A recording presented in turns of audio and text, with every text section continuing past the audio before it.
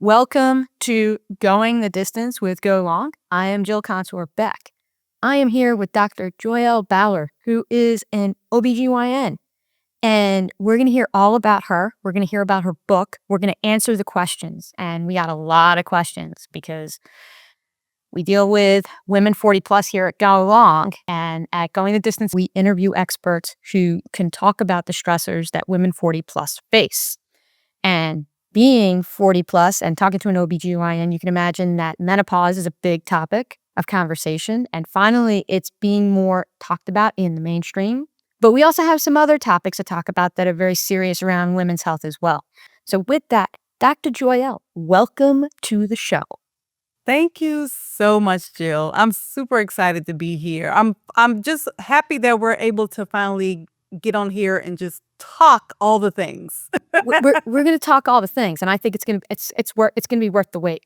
So tell us how you got here. There's not many Black women, probably Black people, but specifically Black women in OB-GYN. So maybe you could talk a little bit about that journey and what that was like and why you chose this journey. That's a loaded question. Because there's a lot, starting from college into medical school. I have to say, I didn't have a straight path. There's many who go right from college and straight into med school. But my path was a little different. I did not get in the first time I applied to med school. And that was, pretty tough for me. I did well in college. And I didn't test well. As far as standardized testing was not my thing, y'all. So I was like, okay, let me try to do this MCAT thing more and see if I can get it. And I didn't get it. And I didn't get in the first time. So I decided to actually work in a doctor's office. I'm here in the Maryland, D.C. area. So I was working for a cardiologist. And I was a secretary. I was like, I just wanted to be around, the world of medicine just to see what that looked like. And it was actually a Black cardiologist, which is also pretty awesome. And so, I was in the process of also reapplying for med school. And I didn't get in the second time. And so I was like, okay, God, what is this about? But I still felt called that this is what I'm supposed to be doing. And I have to say, I wanted to be a pediatrician before I went into med school. That was my plan, right? So I was like, all right, so what else can I do? What other path do I need to take? So I actually decided to apply for a master's in public health and actually got into Emory. And there was actually a women's health track for that program. So I was like, all right, cool. Let me do this. This sounds interesting. And I'll do that. So I was actually sitting in my secretary's space at the doctor's office that I was working at and looking at apartments for Atlanta. And I got a phone call from the University of Buffalo asking me about my interest in a post-bac program, which essentially is a program that allows students who, have issues with getting into med school, whether it's their testing skills or grades in their science classes. So my science classes, I was strong there, but it was my testing that was, obviously was having some issues. So it was like, yeah, if you want interest in the program, we can invite you in. And then if you do well in the program, you're automatically accepted to the next class of the med school. So I threw those Atlanta apartments listings in the trash and was like, sign me up, please. With all the things that entail with Buffalo winters. Yes, exactly. So I went to Syracuse for college. So I was like kind of used to it, y'all. But Buffalo was different. Right. It was a lot more snow. But when you get into med school, you go wherever the hell you can go, right? Like you get into where you have to, especially as a Black woman or a Black student. So that's what I did. I did my post-bac program at University of Buffalo, then automatically was accepted to the next class. And I was one of 7 Black women in my class of about 150. And there was one Black man who actually ended up being my husband. Oh, wow. All right. There you go. In our class. But that's like if my math is right, that's like 0.5% Yeah. Mm-hmm. of the class was Right. Black. Right. Like roughly, because it would be 7.5. So Right. 7 women, 1 man. So basically it's 0.5%. Exactly. Exactly. Yeah. Yeah. And that's what it really looks like in the physician world, right? Like, there's a very small percentage of Black women physicians, Black physicians just in general. So yeah, so that's what we're facing as we're navigating now med school. And there were, times where we weren't given particular opportunities, that we felt, there may be some discrimination there, or didn't do well on certain testing or essays and things that we had to do. We felt there were times we felt targeted, for whatever reason, right? And so there were definitely, whether it was myself, whether it was my husband, because we obviously became friends during our med school journey. But there were You definitely think? right, Sorry, you walked into that one. I got nothing. right. So yeah, we went through some things in med school, but we did make it through. Obviously, did very well, and we ended up here in Maryland, and I was in residency in Baltimore for my OP. So let me go back. So what I said, I went to med school thinking I'm going to be a pediatrician, and I did my pediatric rotation, and I was like, I don't really like the whole children, and then not children. I love children, but dealing with the parents. That was like, I'm like, yeah, I'm not quite sure about this. And I would never, let me tell you, Jill, never thought I would be looking at vaginas every day. Like I said I wouldn't, I was like, that's not me. I'm not doing that. But then I did my OB-GYN rotation and delivered my first baby. So And was that part of your med school thing, or did you sign up for that rotation? It's part of our rotation. So Okay. OB-GYN's rotation, pediatrics rotation. So those are kind of our baseline rotations in med school. Okay, so that's like everybody does that. Everybody does that. Surgery. So Okay. I did pediatrics, didn't really like it. I did general surgery. I actually liked general surgery. But I didn't like the fact that, you did your surgery on this patient, you never really see them again. I didn't like there was no Right. continuity of care. Right. So here comes OB-GYN. I'm like, all right, I'll do it, but I have no interest. And then I Right. delivered a baby, and I'm like, oh damn, this is what I'm gonna do. Mhm. I fell in love with it. I like the fact that I can also do surgery with OB-GYN and Right. also follow my patients throughout basically their whole life. So I was drawn to it, and I was like, all right, well, I guess that's what I'm gonna look at vaginas every day. I mean, that's That's what man. it is. That's it. Is that your tagline? I look at vaginas every day? It should be. It should be. Yeah, I mean, you might get more patients that way. So Right, exactly. because you're just saying what it is. Every marketing thing is like, just be really clear.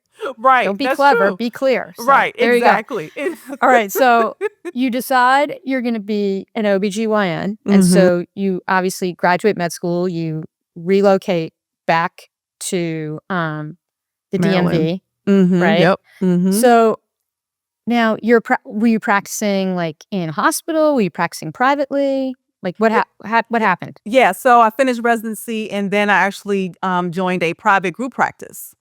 And even with, looking for practices, I was also looking for other physicians who look like me, right? Yeah. A lot of the practices did not have physicians that looked like me. This practice that I did join, there was one other Black woman in the office. So that's where I went. And also because of one of the attending physicians that I worked under in my residency, he actually recommended this practice because his friend worked there, and I met with him, and he was really nice and welcoming. So I also liked him too. But I did like the fact Yeah. that there was another Black woman in the office. Sure. So I joined that practice. It was like I said, a private group practice, very busy, very, very, very busy. And that's where I remained for the duration, because a lot of people go from med school to residency to their first practice, but don't really stay there. They usually kind of bounce around till they actually find their home. But I Yeah. really was blessed that I found my home in the first practice I went to after residency, and it was there for almost 13 years. That's great. Yeah. So let's shift a bit and let's talk about, I mean, you kind of alluded to, you wanted to see someone like yourself, Mm-hmm. right? In where you work. Right. Now imagine being a patient, right? As a Black woman, right? Which obviously I can't empathize with. and how Black women typically by the time someone maybe finds you, have they been gaslit, like, just Oh my gosh. like to just orders of magnitude gaslighting? Yeah, most definitely. I mean, it makes me really sad when I see, Black women or women of color in general Yeah. come into, like I said, finally see me because they've been through at least one or two doctors who would say, it's not, oh, you're fine. Yeah. Oh, it's not It's a that phase. bad. It's a phase. It's a phase, or you're crazy. It's all in your head. Like Yeah. it was very like I said, sad to hear, but also very frustrating. So I really felt, obviously the need to spend a lot more time just having the conversation and making sure that it actually felt seen. Because I heard of, them experiencing just going to doctors and not being seen, not being heard, and just essentially just be dismissed. And I really just felt empowered to, change that. So when people talk about, like, one of the things that, I'm a huge tennis fan, right? Mhm. And, there's not a lot of people in this world, regardless of race, who are known by one name, right? But when you mention the name Serena, pretty Mhm. much everybody knows who we're talking about, right? Right. And so you have Serena Williams, who at the time, top tennis player in the world, like most dominant, has a baby and knows that something's wrong. And I mean, and this woman has money. She has money, she has access, she has privilege that she earned, Mhm. like she had to earn it. She didn't just have it, Right. right? Right. Right. Because she won a lot and has a lot of money. So now she has privilege as opposed to, people Mhm. like me who just have privilege, right? And they didn't believe her Hmm. when she had her baby, where she's like, something's not right. And like, Right. this is a professional athlete who, I mean, I'd like to think I know my body, but I think professional athletes, Right. they have like a different level of like how they know their body. Exactly. Mhm. And she was totally gaslit. And then she had to like basically fight and was probably like moody, angry, all those things. And Right. honestly, if I had a medical condition and I wasn't treated properly, I'd be moody and angry too. But they probably thought that before finally said, well, maybe we do need to listen to this. And then turns out she was right. There Yeah. was something wrong. Mhm. And so, but we've heard about this, like there was another athlete, Tori Bowe, who unfortunately passed away, while she Yes. was pregnant. Right. Yeah. And so I want to know, is this like, I don't know if this is a myth or whatever. Is there something genetically predisposition, or is it just like this additional burden that say women of color have, why they have different health outcomes, like when you're doing studies? Does that question make sense? That it does make sense. So it's not, and this even goes with not only, Black maternal health, like, Black women who are having babies, but even throughout our aging and Yeah. our health. We it's made to believe that, oh, we're different and we're having different experiences because we're just genetically different, and that is not true.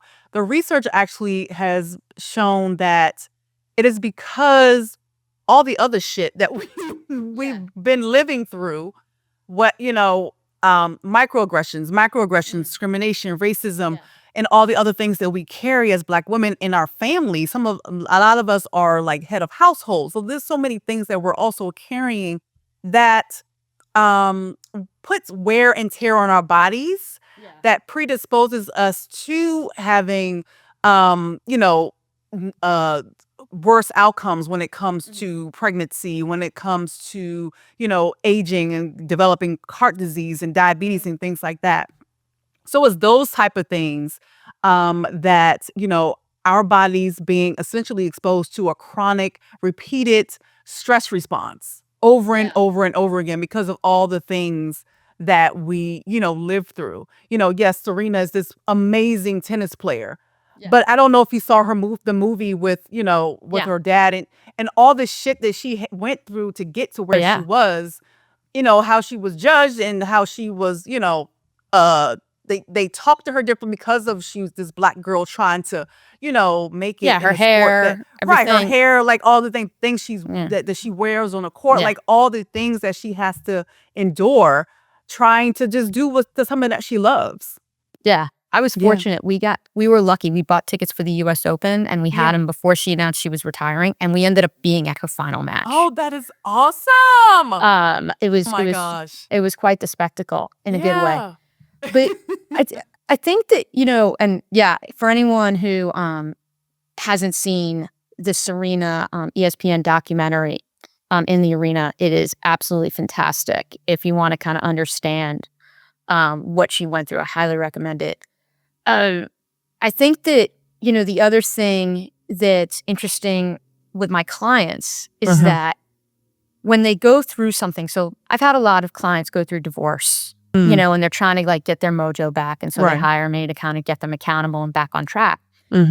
And when like something big happens that, where we unlock something that eliminates the mental clutter, they come back to me and they're like, I didn't realize how much I was carrying until I didn't have to worry about carrying it anymore. So it could be like the former spouse moves out of the house and all of a sudden it's like, oh shit, I don't have to worry about like when I'm going to go into the kitchen to do whatever, to try and avoid them or try and think about what I'm going to say. Yeah. And I think that when, you're talking about all that extra load, which I think causes inflammation and is someone who's autoimmune. Oh, yes. Right? Right. Yeah. You got to really figure out a way to manage that. And it's really hard, obviously, if you're carrying something like that. Right. But I try and tell people, like, if there's a way you can get rid of the mental clutter, whatever it is, because it all adds up Right. to, these other physical health outcomes. Right? Oh, yeah. So now we talked about people of color. Do you see patients who are part of the LGBTQ community? Do they have like the similar types of stressors in terms of maybe worse health outcomes? So I have to be honest, I haven't seen a lot of people in that community. But those that I have seen, definitely feel those stressors because of, again, the same thing that, the things that they have to endure every single day because of, who they love and who they want to be, and moving through life and the things that they're going through with their health. And again, they also want to be seen. They want to be heard. But here in the DMV community, there are a couple of centers, LGBTQ centers that I've referred patients to that, specifically take care of that community, and help them navigate like you said, the same type of gaslighting and the same type of weight that they carry trying to just be themselves, but also want to be, wanting to be healthy and well at the same time. Okay, got it. All right, we're gonna get, so what I do is that I have like paid subscribers and I have my clients, and whenever I have a guest coming on, I hit them up for questions. Okay. And I thought that the top question would be about hormone therapy. Yeah. And it was popular. It was the second most popular. Okay. But by far the most popular, like 25% of the questions that came in were around IUDs. And because and this, I have clients, even though I target women 40 plus, I have clients who are in their 20s. I have clients who are in their 50s who have daughters that are in their 20s or in their late teens and are thinking about birth control. So when I put this out, I couldn't believe it. Like the amount of questions that came in around IUDs. And then I was like, well, I guess, because of the current climate, they're worried about it. So people were talking about, like, on one end, they have a daughter, right? IUDs are super painful. Like, how do you find someone who knows what the hell they're doing, putting in an IUD, especially someone who hasn't had sex yet? Right? Yeah. And then on the other end, it's talking about like the different types of IUDs and how do you know you're in menopause. So let's talk about like getting the IUD and how you could find someone who knows what the hell they're doing and what's normal in terms of pain versus what's not normal in terms of pain. Right. Oh, yeah. So I mean, technically any general OBGYN should be able to place an IUD, right? That is part of our training. And And, finding someone who can, place it and it not be traumatic. Mhm. I think that might be more of, obviously, word of mouth. If you have friends who have IUDs and then didn't have horrible experiences, go to Right. that doctor. Right. But just coming out the gate trying to find someone, I think you probably, certainly can first find an OB-GYN that you actually connect with.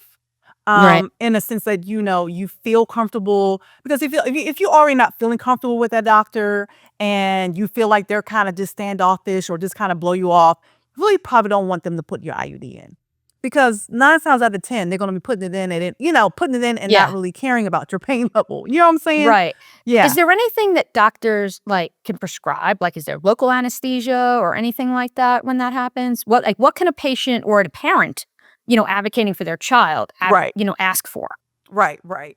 So I would say that their doctors, all of us are different, right? Right. So for the most part, I think there's some who don't, recommend any pain medicine. I personally, a lot of the doctors in my practice, we usually would tell patients to pre-medicate with some ibuprofen, Okay. an hour or so before the actual procedure. There are some doctors who actually did give local at the time of the IUD placement, some injections of lidocaine right Mhm. around the cervix before. So it really kind of depends on the doctor. Mhm. Right. And that's basically, having you ask the question, like, "Hey, what do you do to, pre-medicate or recommend for pain management for, an IUD placement?" So it just really kind of depends on the doctor. From my experience, I really didn't have a lot of patients who, and even those who weren't sexually active, have horrible pain. Like I said, if I would, like I said, recommend telling them to take some ibuprofen, right before the actual placement of the IUD. So, really, and it also depends on the person, right? There's some people can have higher pain, Mhm. level, um, tolerance, and so I also, as a doctor, kind of judge people based off their actual pelvic exams, Right. because I definitely want to do that first before I even talk about placing the IUD, because if you can't tolerate a speculum exam, Right. that's a problem. Right. Yeah, and I mean, I Yeah. think it's like with this mom whose daughter hadn't had sex yet, Right. right? Right. Like, speculum is not good. I mean, speculum is not pleasant anyway, No, but right, it's definitely exactly. not gonna be pleasant in that situation. Right. Exactly. Exactly. And the other extreme would be, talk about doing it in the operating room under some light anesthesia. I mean, Okay. that's always a possibility. I've rarely had to do that. Okay. I've probably maybe done that with someone who was, on the spectrum of, Right. autism and things like that or whatever. But for the most part, we should, typically will do it, in the office. But yeah, it really, definitely starts with doing that initial exam and figuring out if they're able to tolerate it. And then if they really can't tolerate a speculum exam, I may talk about other options like, a Nexplanon, which is the rod that goes in the arm, Okay. or a vaginal ring, other options that Okay. may be more, tolerable for that patient. So it really kind of depends. Okay. All right, that's helpful. And then with IUDs, this question came in on the implications of, say, synthetic hormones through IUDs. And I was trying to get what this person was trying to say, but Yeah. is there like a hormonal is there an IUD that's more like that gives off hormones or not? And I mean, and if this doesn't make sense to you, that's fine. We'll move on to something else. But does it? Does an IUD give off hormones? Like, how does that Yeah. work? Yeah. So there's two different IUDs. There's a non-hormonal IUD, that's your copper one. Right. And then there's the hormonal IUDs. There's several. There's Mirena, there's Okay. Skyla, and there's a third one that I can't think of right now. Okay. But yeah, so and those hormones in the hormonal ones is just progesterone as Okay. far as the hormone. Yeah. Is there any implication to like going through menopause or anything Hmm. if you are using a copper IUD versus a hormonal IUD? Is there any like health implications? No, it really is based on preference, to be honest. And I mean, I'm a perimenopausal woman who has a Mirena IUD is going to stay in there until I reach menopause. Right. So yeah, there is no, with the copper IUD, because it's not hormonal, there's some women who can tend to have heavier cycles with that one, as opposed to the hormonal IUDs, you typically would have a lighter cycle because of the progesterone thinning out the uterine lining. So it just really kind of depends on what your periods are like, and if you're having already heavy periods, we typically would recommend a hormonal one as opposed to the non-hormonal one. Right. So it really just, it just depends. So that leads to, that's a good dovetail into some of the menopause stuff, where a question I got was around, like, if you are wearing an IUD that Right. prevents you from getting your periods, how do you know that you're in menopause? And like, one of the questions I get all the time is there a test that tells you that you are in perimenopause? Right. So maybe we could talk about that. Yeah, that's a very common question. Yeah. So when you're having, so let me back up. So I have a lot of women come in the office like, okay, can you check my hormones and see if I'm perimenopause or menopause? Right. And my usual response is, I can check your hormones, but is it really going to tell me what I really need to know? Yeah. And the answer is probably no. Because, especially with perimenopause, I typically, and a lot of doctors typically like to go, what your symptoms, like, tell me what your symptoms are. Yeah. Tell me how you're feeling. Yeah. Because the hormones can be normal and you're still feeling hot flashes, brain fog, night sweats, all the things. So, and I've had patients come to me like, yeah, I'm having these things happen to me. I went to the other doctor, they checked my hormones, they said I wasn't menopausal. So, and I'm like, but you're perimenopausal. So the hormones that we typically, when we're checking hormones, we're looking at estrogen, we're looking at the FSH, which is the follicle stimulating hormone. That's the hormone that actually goes up in what we call the menopausal range when you're menopausal. But when you're perimenopausal, those ranges, they fluctuate. Yeah. So it really doesn't give us like one point in time. You're like, okay, there it is, you're perimenopausal. It's such a long, transition that, checking that hormone is not going to give me that information I need. I'm going to get the information from what you're telling me, what you're experiencing. So checking your hormones is not going to tell me, a whole lot of information. Yeah, treat the symptoms, not the hormones, because the hormones are a moving target. Exactly. Your hormone may be up in the morning, down in the afternoon. So it's fluctuating all the time. So it really can't depend on that, right? However, I think people are looking for like a pregnancy test where it's like very binary. Exactly. Right. And it's not that way in perimenopause and menopause, right? So what menopause, so when we check FSH and when you're menopausal, is definitely, the FSH is above, I think it's 20. My mind's blanking me again. I'm sorry, perimenopause brain. But it's a specific number we look at. It's all Forgive good. me, y'all. Forgive me. This is a safe space. Thank you, Jill. But so specific number we look at, if it's above that number, okay, yes, you're menopausal, right? So that's what we look at when you have an IUD.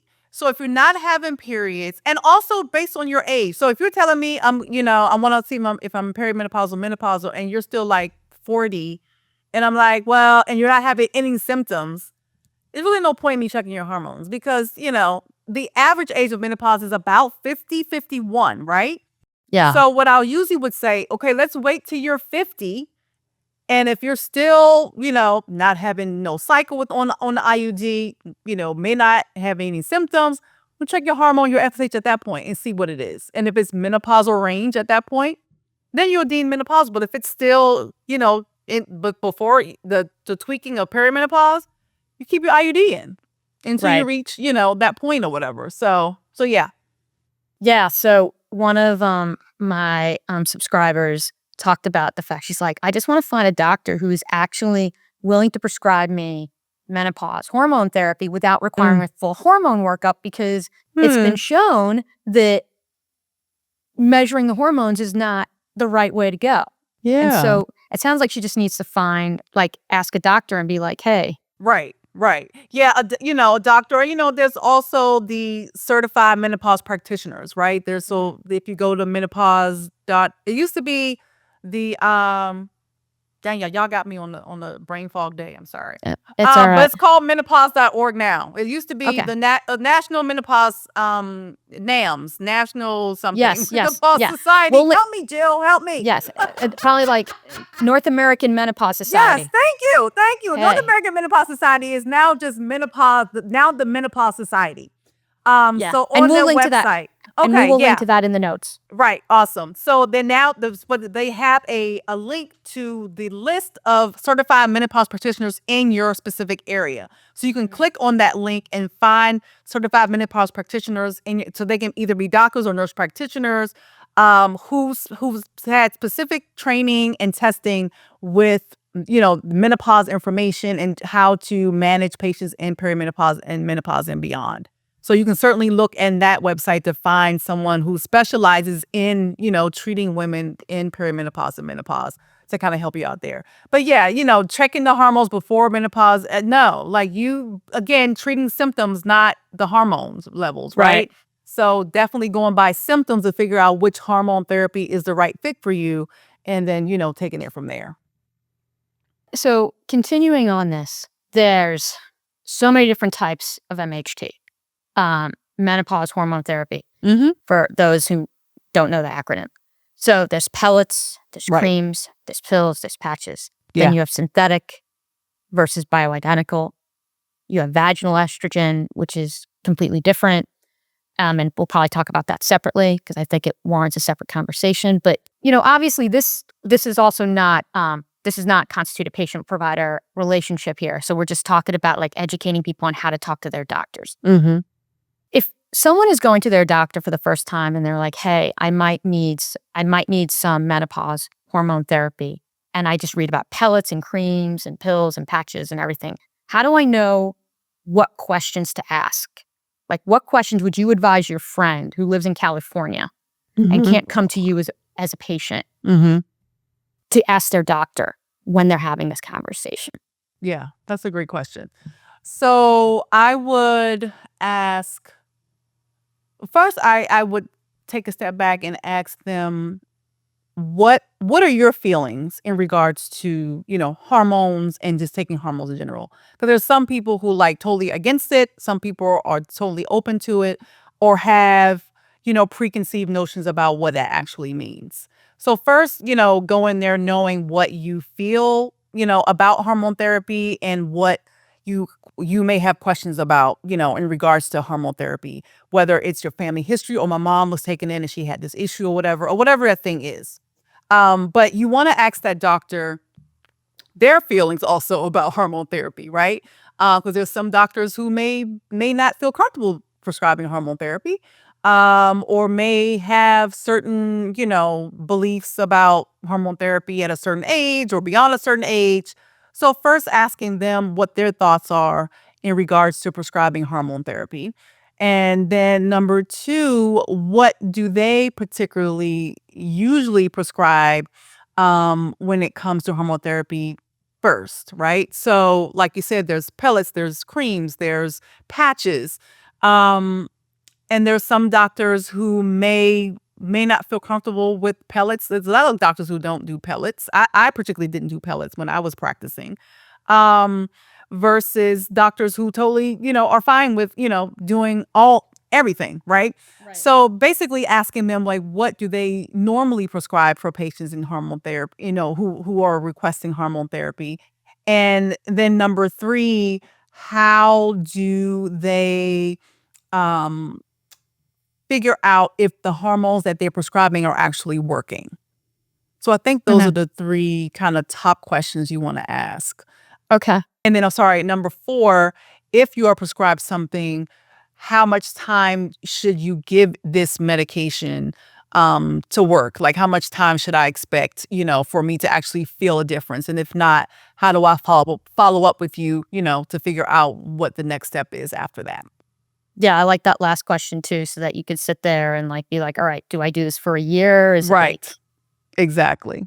So, all right. So then the follow-up question to that is around like, you're seeing lots of clinics come out there also. And there's, I think a lot of marketing out there as well. Mhm. So there's and I'm not even talking about the supplements. I'm just talking about like Mm. synthetic versus bioidentical, Yeah. right? Yeah. And when I'm going to my doctor, right? Or if I'm going to someone like you, are you prescribing typically synthetic or bioidenticals?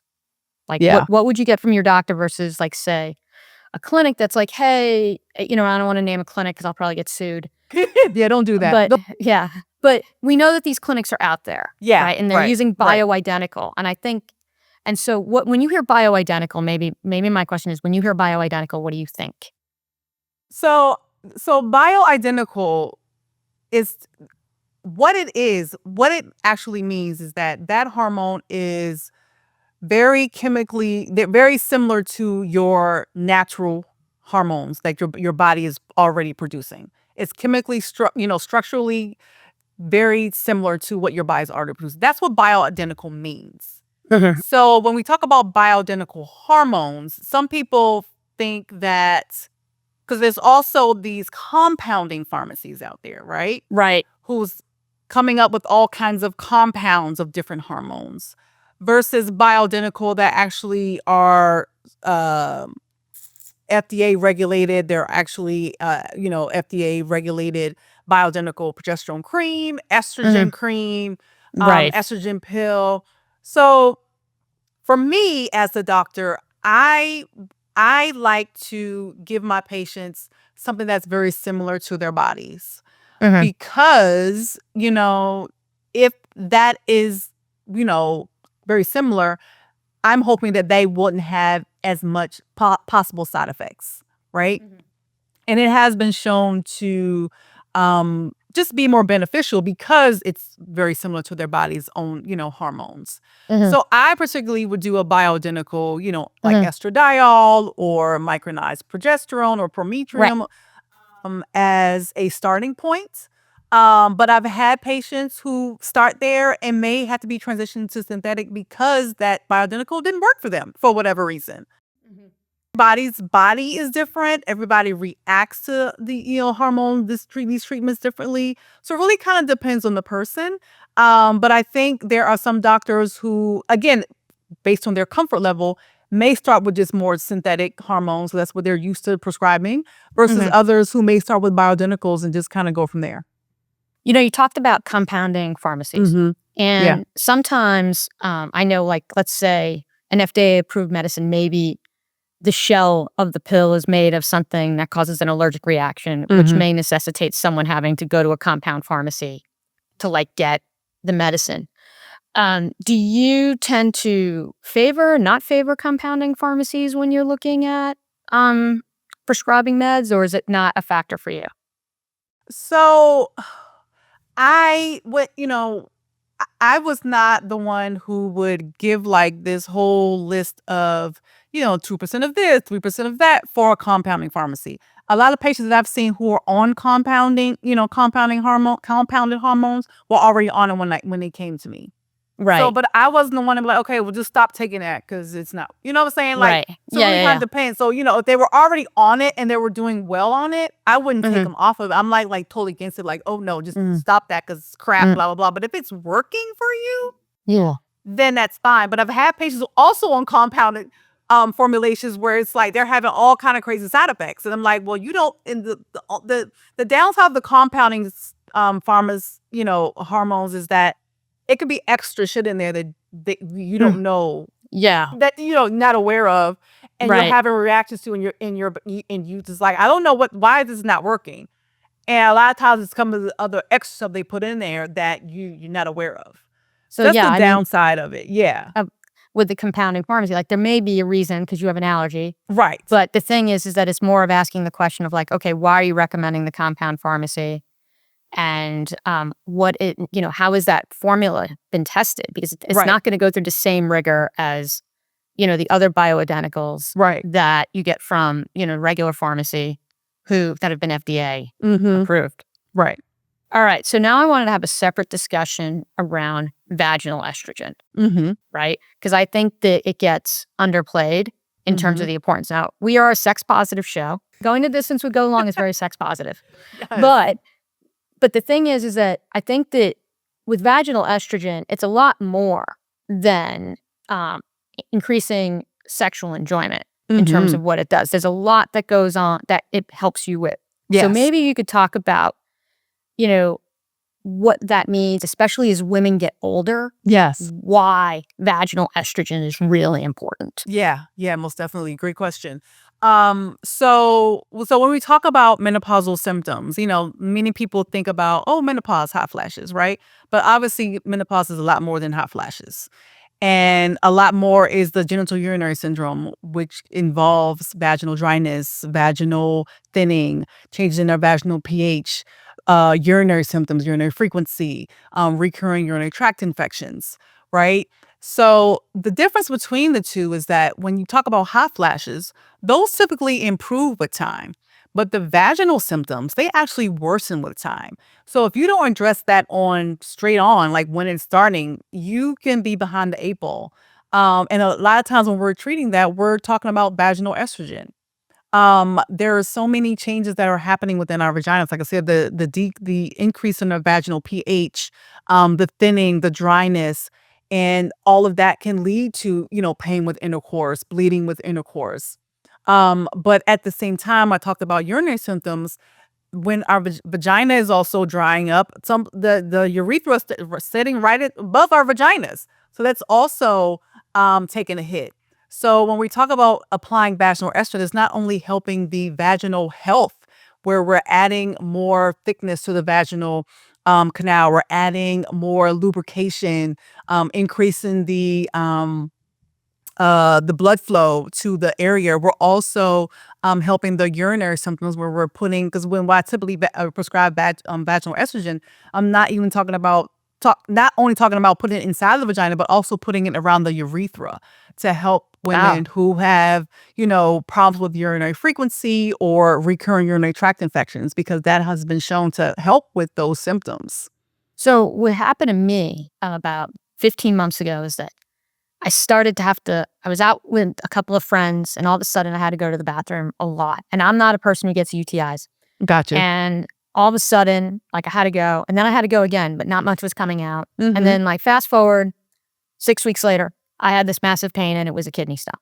Wow. And what they told me in the ER was that my urethra was spasming. And that was kind of mimicking me having to go to the bathroom, and why nothing was coming out, because the stone was stuck in there and everything, right? And they referred me to a urogynecologist, and that's how I learned all about vaginal estrogen and understanding that connection between, kind of going to the bathroom and the UTIs, even though I didn't have a UTI. Right. And then just protecting the vagina. Yeah. So it was just this really wacky roundabout way of getting a kidney stone. Not that I recommend anybody gets a kidney stone to learn this. That's why we have this show. But I think that people tend to think vaginal estrogen, it's weird, right? And it's about sex and blah, blah, blah. What if I'm not sexually active? And it's no, it's actually about a lot more. Exactly. Right? Yeah. Right. That's something you're going to be taking for a long time. Right.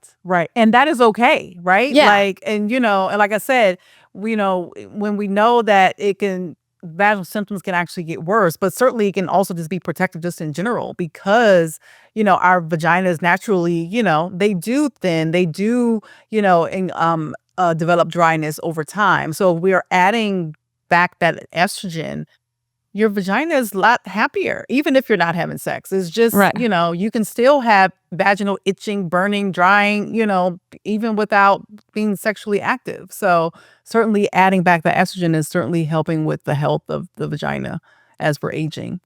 So then this kind of ties into this other question that came in. And this was again from a mom about her daughters about waxing.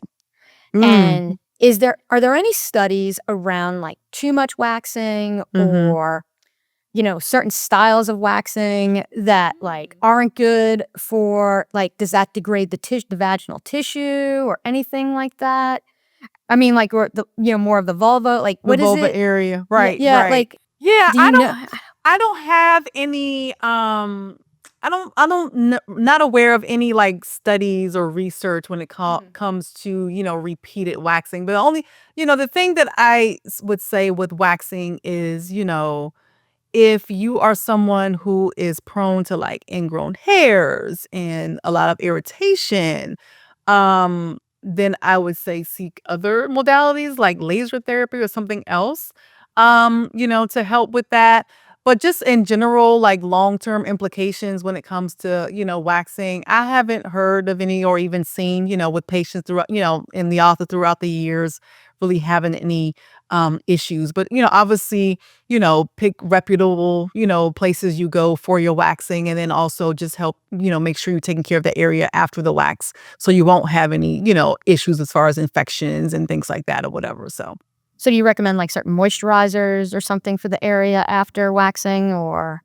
can't say that I have like a particular one that I'm like that's Yeah. a favorite after waxing.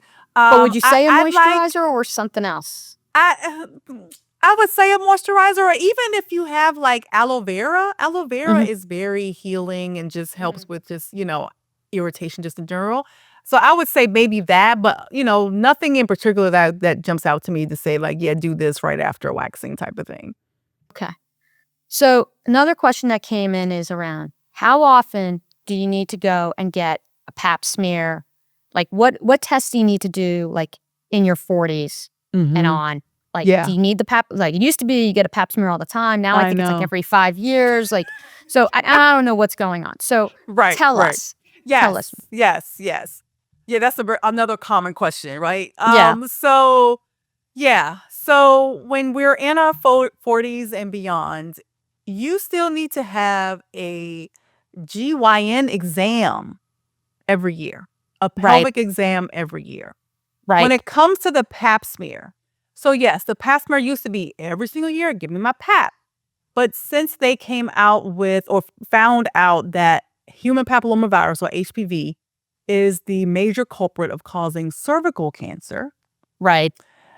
and if we're now checking for HPV, the research has shown if you've been shown that you're negative for HPV, then you don't need a pap smear every single year.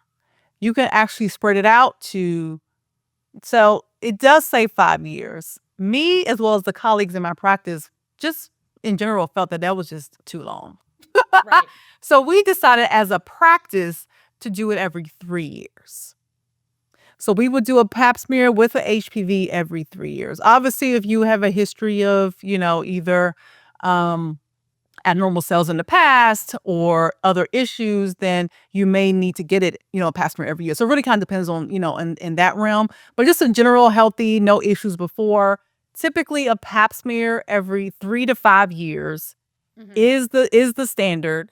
But when we tell people that, they hear, oh, I'll have to go back until 3-5 years. Like I don't need to go Right. back.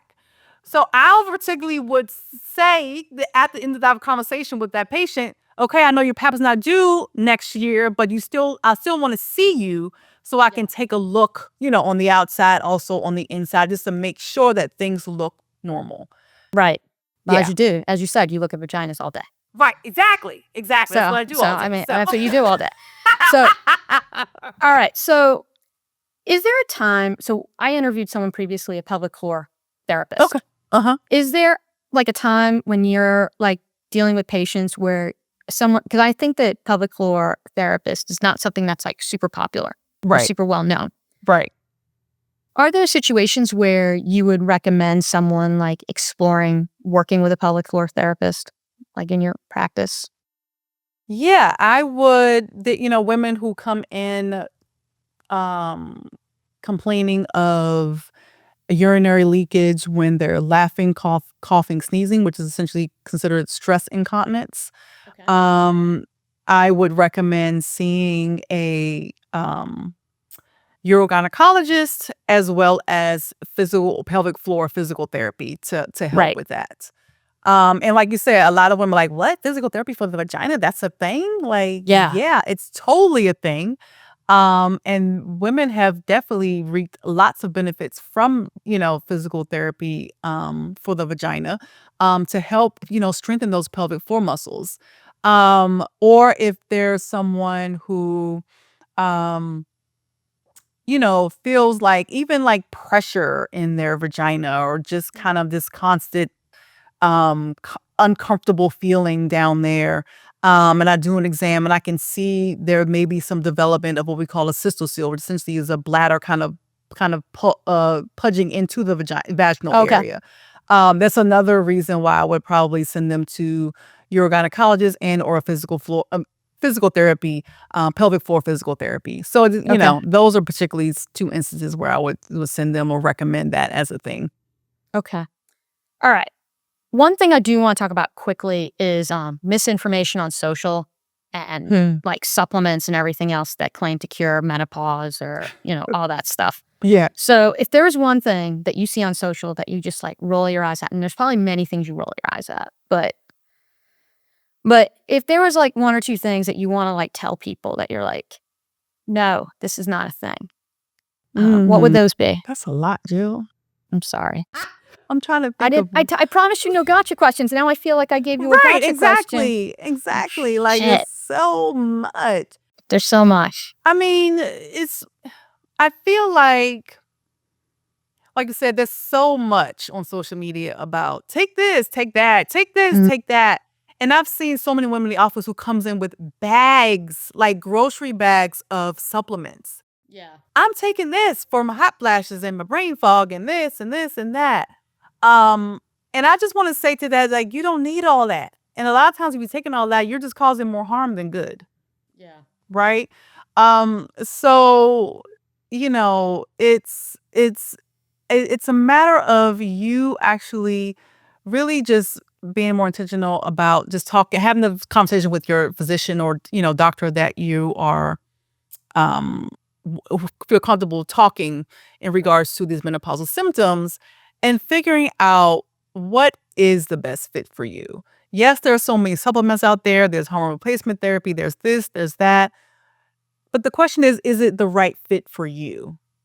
Right. And just having that conversation, I think weighs more than just, going online and finding, a TikTok reel or Instagram reel about this supplement that's going to just make you feel amazing and cause, make all your symptoms just disappear.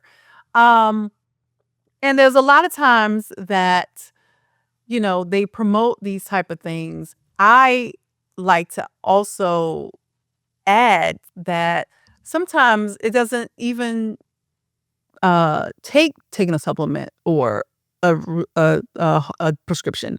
It really takes you actually taking care of yourself.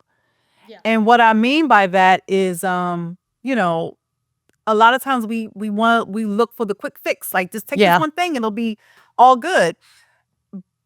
But a lot of times when we're talking about helping our menopausal symptoms and helping our just midlife in general health and wellness, a lot of times that requires us just taking care of ourselves and taking the rest that we need, unloading the shit that doesn't serve us anymore, whether it's people, relationships, or certain aspects of work, whatever that thing is. Yeah. A lot of times it's just even just doing that. You may not even need that supplement or that prescription. So that's what I want people to know. Like, it really starts with you and you being intentional about taking care of you wholeheartedly and not having to take all the things, whether it's supplement, replacement therapy, all the things. I love really that. focusing on that, that lifestyle change, that you're actually taking care of yourself in the process. Yeah, I love that. All right, we're going to get to one more question before we talk about your book and everything. There was this study. The study that came out that basically took hormone therapy off the map because hormone therapy gave people breast cancer and all the things. I know this is a lot, but can you kind of summarize like what happened and where things are now and give people like optimism that there are options out there, particularly if you have breast cancer in your family or you did have breast cancer? Right. Yes, most definitely. Yeah. So this big old WHI, Women's Health Initiative study that came out, and hormones was the best thing ever. And then this study was like, no, we had to stop everything because it's causing people breast cancer and heart disease and all the things. What really happened was the people that were developing breast cancer and heart disease were women in their 60s and 70s, right? So they extrapolated that information to basically cover all the women. And when we think about starting therapy, hormone therapy, it's starting to happen in our late 30s, early 40s. So that idea of the risk of breast cancer and heart disease doesn't really apply to us. Right. Because those women who were developing those things were already predisposed to that because of their age, not particularly just because of the hormones. So hormone replacement therapy or menopausal hormone therapy is generally safe. And that's what they've come to the conclusion after reevaluating how they evaluated that data. Right. Over 20 years ago. Yeah. Yeah. So it is safe to take, obviously, if you're the best candidate for it. So, without that added risk of breast cancer and heart disease. Right. And again, it requires a conversation with your doctor to make sure, if you don't have any family history of breast cancer, or if you have a personal history of breast cancer that responds to estrogen, you may or may not be. If you already have heart disease, you're not a candidate for hormone therapy. So, but just in general, it is safe. And that study, we found out that study basically extrapolated that information incorrectly and scared people shitless and made people stop. Yeah. And women were out here struggling in silence because I can't be on hormones. Might as well just take it. So no. And you still have doctors who Right. are pushing back on it. I mean, that's the thing. Right. I mean, that was, Yeah. you want to talk about setting healthcare back for women for decades. Yes. Like that is proof right there. Right. All right. Let's wrap up with your book, Loving Me, Myself, and Her, through Perimenopause and Beyond. I love the title. Yeah. Like, Thanks. it's a quick read. Yes. So tell us about your book. And I mean, I know people can find it on your website, on Amazon, but give us a little couple sentences on the book. Yeah. And what went into that. Yeah. Thank you for the book. It was really started off from my own journey, right? My own perimenopause journey where I was struggling and really got lost in regards to, again, taking care of myself and not really knowing how to do that. So in my own journey with trying to get back to not only myself, but even to my higher self in my perimenopause journey, I had to love on myself. And that's what loving me, myself, and her came to. Yeah. And the her part, I have to say, I am referring to your vagina. Right. Okay. Fair. Because she needs love too. Like we said, this is a sex positive show. She needs it's love a sex too. positive. Yep. We're sex positive here. Right. Exactly. But I wrote the book just to give women not only just the basics of what to expect in perimenopause and menopause and beyond, but also encouragement to love themselves through the process.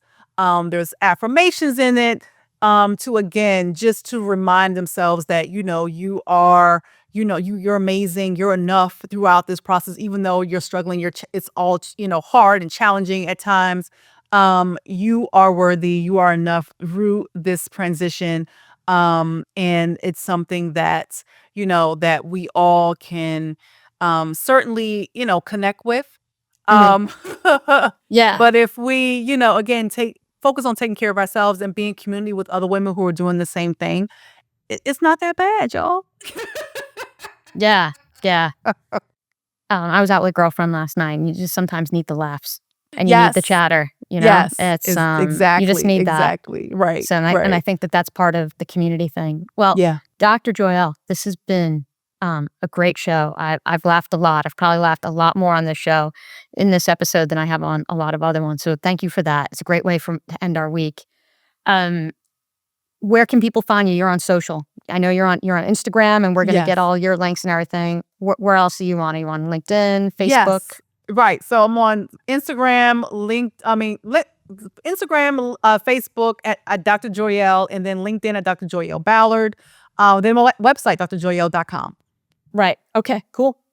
All right. Well, this is Going the Distance with Go Long. I'm Jill Consort Beck. Go Long provides accountability via text. So whatever you need, I am that good angel over your shoulder who's texting you to do the thing that you really want to be doing and making sure that you don't get held back. So this show is produced by JR Media Services, and I am very grateful for John's help. And I'll just leave you with, remember, it's your life. Go the distance, go long.